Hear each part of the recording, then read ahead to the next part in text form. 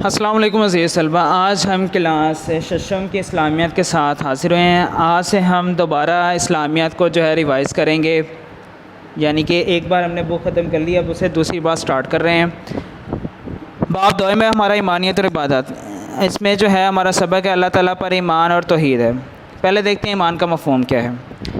ایمان سے مراد مان لینا، دل سے تسلیم کر لینا، حق اور یعنی کہ حق و حقیقت جان کر اس پر یقین کر لینا۔ ہر مسلمان کا ایمان ہے کہ اللہ تعالیٰ ایک ہے، وہ ہمیشہ ہے اور ہمیشہ رہے گا، اس کا کوئی شریک نہیں۔ وہ کائنات یعنی کہ آسمان، زمین، سورج، چاند، ستارے، سیارے وغیرہ کو پیدا کرنے والا ہے۔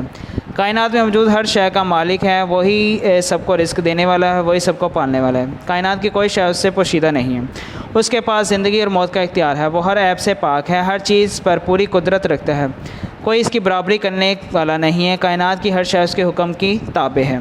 ایمان میں یہ بھی شامل ہے کہ اللہ تعالیٰ کی ذات پر پختہ یقین رکھا جائے، صرف اسی کو عبادت کے لائق سمجھا جائے، اس کی ذات اور صفات میں کسی کو شریک نہ کیا جائے۔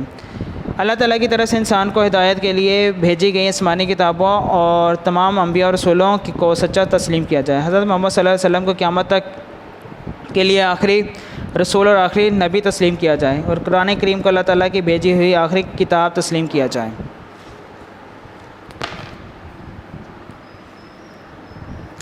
آگے توحید کیا ہے؟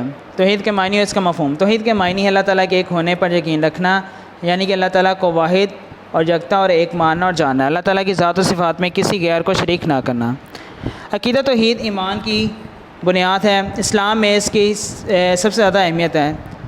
تمام انبیاء علیہ السلام یہی تعلیم لے کر دنیا میں آئے۔ توحید کے بارے میں ارشاد باری تعالیٰ ہے، لوگوں تمہارا معبود خدائے واحد ہے۔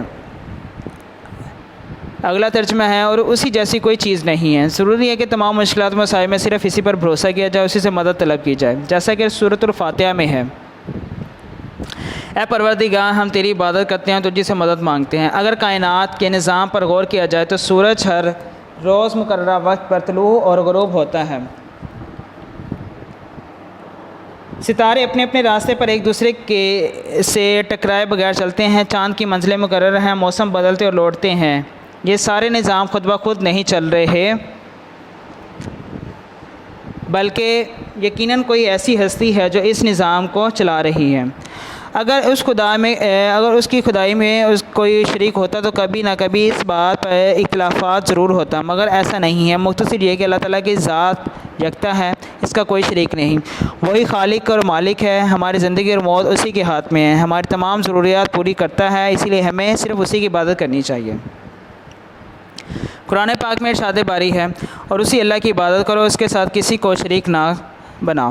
اللہ تعالیٰ سے ہر حال میں مدد مانگنی چاہیے، اس کے سوا کسی کا ڈر یا خوف انسان کے دل میں نہیں ہونا چاہیے، اس کے کام کو اس کی مرضی کے مطابق پورا کیا جائے۔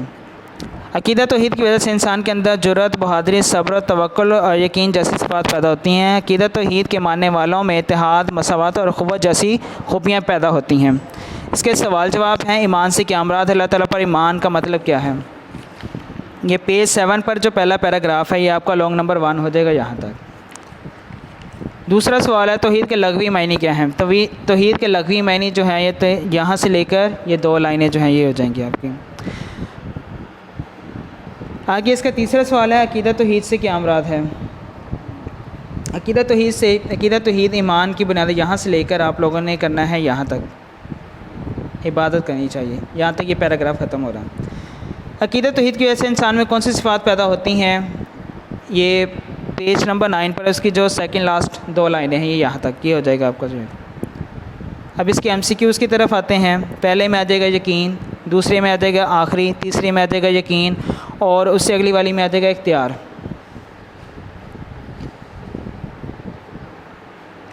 لاسٹ والی میں آ جائے گا جاننا۔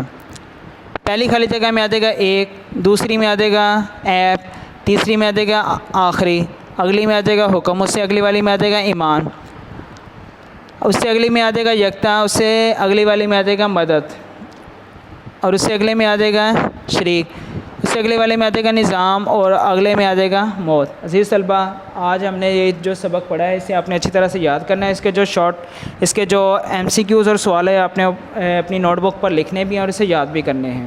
اللہ حافظ۔